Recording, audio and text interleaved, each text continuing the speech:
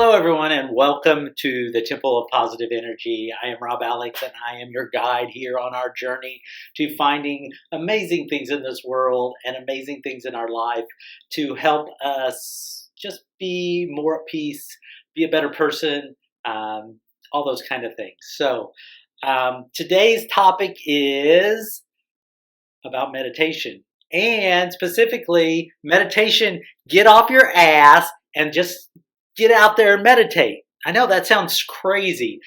This is the new paradigm of meditation. A lot of times we talk about meditation, we think about just sitting quietly, relaxing our mind, letting our thoughts drift out of our head to where it's an empty vessel to allow things to come in.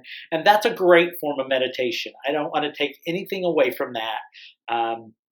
But I found for me that is not the end-all be-all for meditation. My mind moves 1,000 miles a minute. So when I try to sit and calm myself and relax and meditate, I find it hard that things are creeping into my mind constantly. There's thinking about, oh, I got to pay this bill. Oh, I got to, make sure I pack my lunch for tomorrow. I got to do this. I got to do that.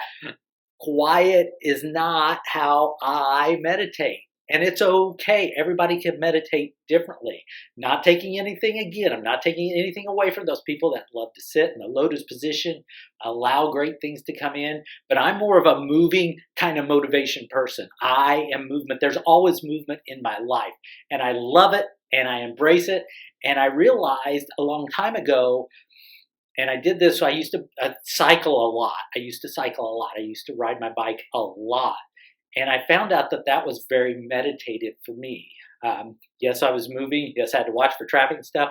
But there was something about the repetitive nature of just my legs pumping up and down, the wind blowing my face, that allowed me to open my mind and allowed me to have amazing thoughts that come in. And I realized it wasn't just cycling that did that. When I went to the gym, when I would do anything that was repetitive, whether it's lifting weights or anything like that, it allowed so much to come into my mind. So my mantra is to get off my ass and meditate. And a lot of people just don't understand that. But I think there's a lot of people out there that do. We're just not looking at it at the right method, if you will. As I mentioned, exercise for me is one of the great things, whether I'm riding the bike, the exercise bike, lifting weights, that constant meditative moment. I mean, just look at that right there. Just lifting weights.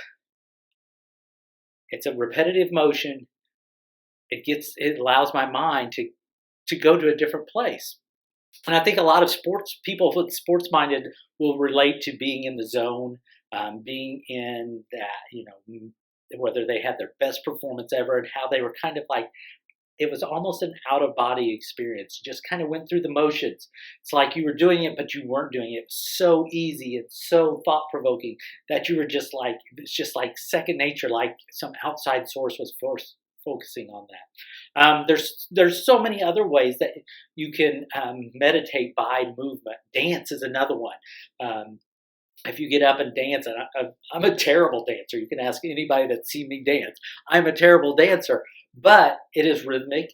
It is allowing the music to come into my mind. It allows my body to be free. It allows it to flow.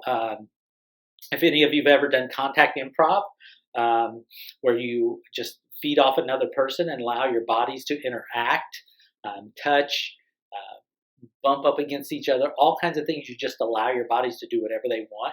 There's no set pattern or anything. It's very spiritual, very meditative to me. I love that. Artwork is another one.